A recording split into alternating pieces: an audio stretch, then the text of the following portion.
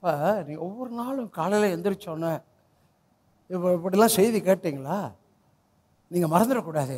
ஆண்டவரே, இன்னைக்கு ஆவியானவரே எனக்கு தூண்டுதலுக்குள்ளே நான் இருக்கணும், உள்ளே இருக்கிற ஒரு தூண்டுதல் வரணும், அதுக்குள்ளே தான் இன்னைக்கு நாளை நீங்கள் எனக்கு நடத்தி தரணும். நானாகவே நான் என்னை நடத்தக்கூடாது. இனிமே நான் ஆவியானவர் கீழே நான் இருக்கணும். 2, 1, எவர்கள் தேவனுடைய ஆவியினால் நடத்தப்படுகிறார்களோ அவர்கள் தேவனுடைய புத்திரன். ஆவியில் தான் நடத்தப்படணும். இது மாம்சம், இது சவுலுக்கு அடுத்த காரியம், இது யூதாஸுக்கு அடுத்த காரியம். ஆமென்.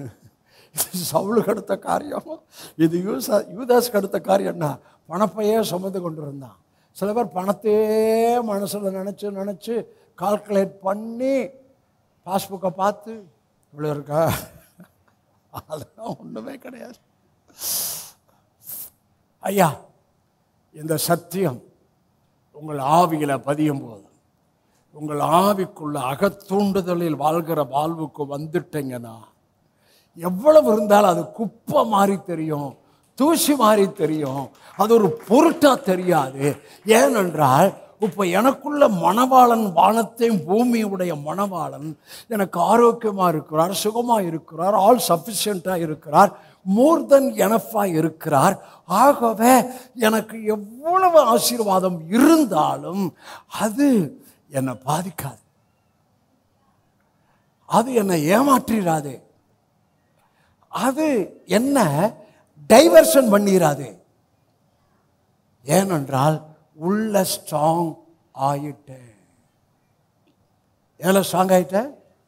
உள்ள ஸ்ட்ராங் ஆயிற்றேன். அக தூண்டுதல். இந்த செய்திலாம் கொடுக்குறப்ப அப்படியே ஆண்டு சாப்பா எங்கள் மக்களுக்குள்ள அந்த அக தூண்டுதல் அதுக்குள்ளே நடத்துங்க.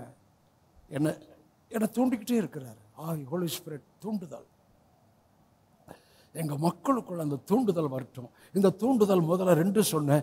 1, இவர்கள் தேவனுடைய ஆவியில் நடத்தப்படுகிறார்களோ அவர்கள் தேவனுடைய புத்திரராய் இருக்கிறார்கள் ஆவியில. 2வது, உம்முடைய வார்த்தையின்படி என்னை நன்றாய் நடத்தினீர்.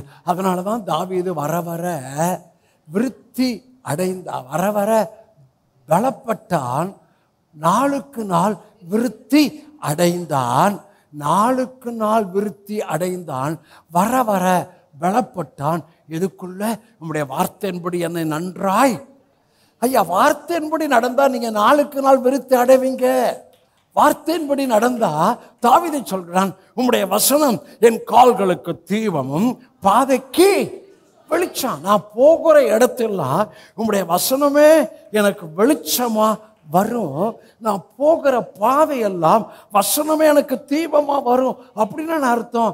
வசனம் எனக்கு முன்னால் போகும், வசனம் எனக்கு வெளிச்சமாக வரும், வசனம் எனக்கு தீபமாக வரும். இதுதான் தாவீது